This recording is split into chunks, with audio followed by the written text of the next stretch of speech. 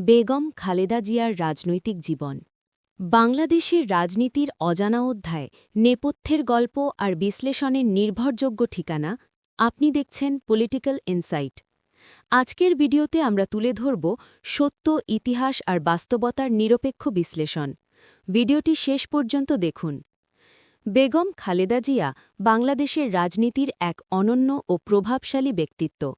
তিনি শুধু একজন দুইবারের প্রধানমন্ত্রীই নন, বরং বহুদলীয় গণতন্ত্র, সংসদীয় শাসন ব্যবস্থা এবং বিরোধী রাজনীতির এক শক্ত প্রতীক। 4 দশকের বেশি সময় ধরে তার রাজনৈতিক জীবন বাংলাদেশের ক্ষমতার রাজনীতি, আন্দোলন সংগ্রাম এবং গণতান্ত্রিক উত্তরণের ইতিহাসের সঙ্গে গভীরভাবে জড়িত।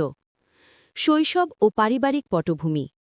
বেগম খালেদা জিয়া জন্মগ্রহণ করেন 15 আগস্ট 1945 সালে। তার পৈতৃক বাড়ি দিনাজপুর জেলায়। সাধারণ পারিবারিক পরিবেশে বেড়ে ওঠা খালেদা জিয়া রাজনীতিতে সরাসরি যুক্ত হন তার স্বামী শহীদ রাষ্ট্রপতি জিয়াউর রহমানের মৃত্যুর পর।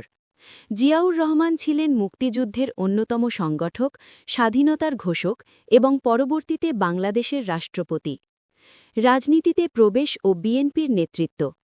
1981 সালে জিয়াউর রহমান নিহত হবার পর বাংলাদেশ জাতীয়তাবাদী দল নেতৃত্ব শূন্যতার মুখে পড়ে।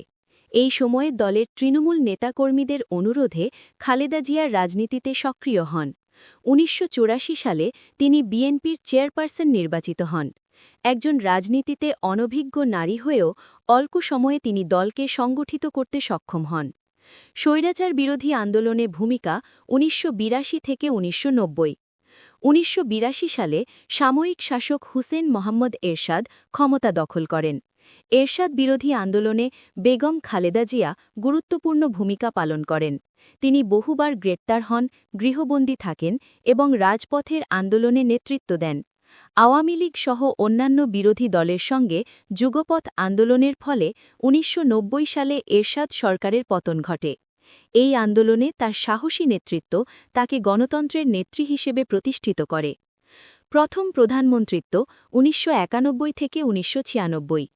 1991 সালের জাতীয় সংসদ নির্বাচনে বিএনপি বিজয়ী হয় এবং বেগম খালেদা জিয়া প্রথম মহিলা প্রধানমন্ত্রী হন।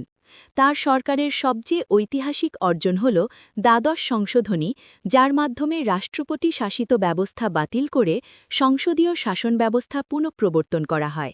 এতে প্রধানমন্ত্রীর নেতৃত্বে সংসদের কর্তৃত্ব সুদৃঢ় হয়।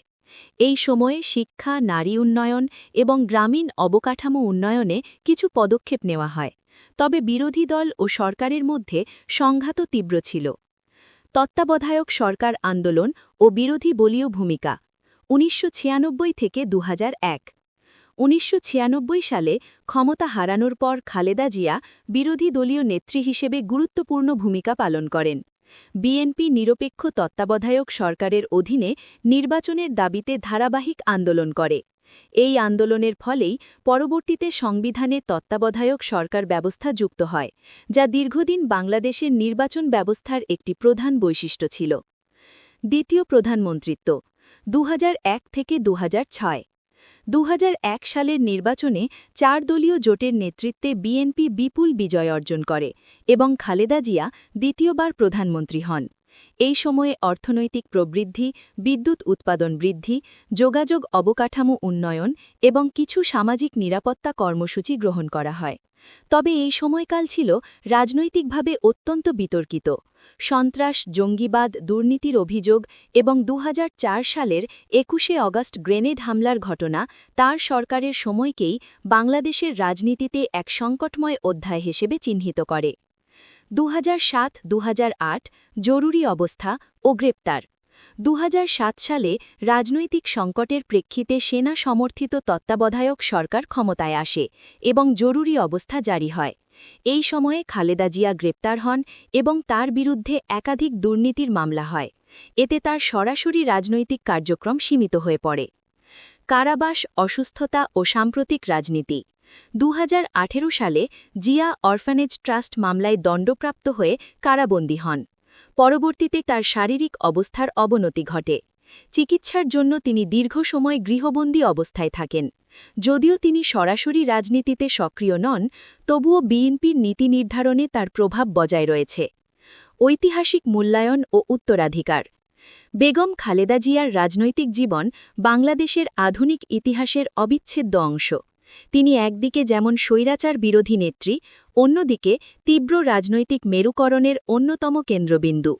শেখ হাসিনার সঙ্গে তার দীর্ঘ রাজনৈতিক দ্বন্দ্ব বাংলাদেশের রাজনীতিকে দুই নেত্রীর রাজনীতি হিসেবে পরিচিত করেছে। সমর্থকদের মতে তিনি গণতন্ত্র পুনরুদ্ধার ও সংসদীয় ব্যবস্থা প্রতিষ্ঠায় গুরুত্বপূর্ণ ভূমিকা রেখেছেন। সমালোচকদের মতে তার শাসনামলে সুশাসনের ঘাটতি ও রাজনৈতিক সহিংসতা ছিল। তবুও ইতিহাসে তিনি একজন শক্তিশালী, সাহসী ও প্রভাবশালী নারী রাজনীতিক হিসেবেই স্মরণীয় থাকবেন। রাজনীতি বদলায়, কিন্তু সত্য জানার অধিকার বদলায় না। সেই অধিকার রক্ষার চেষ্টায় পলিটিক্যাল ইনসাইট। আবার দেখা হবে। ভিডিওটি ভালো লাগলে লাইক দিন, আপনার মতামত কমেন্টে জানান, আর এমন আরও রাজনৈতিক বিশ্লেষণ পেতে পলিটিক্যাল ইনসাইট চ্যানেলটি সাবস্ক্রাইব করতে ভুলবেন না। সাথেই থাকুন সত্যের অনুসন্ধানে।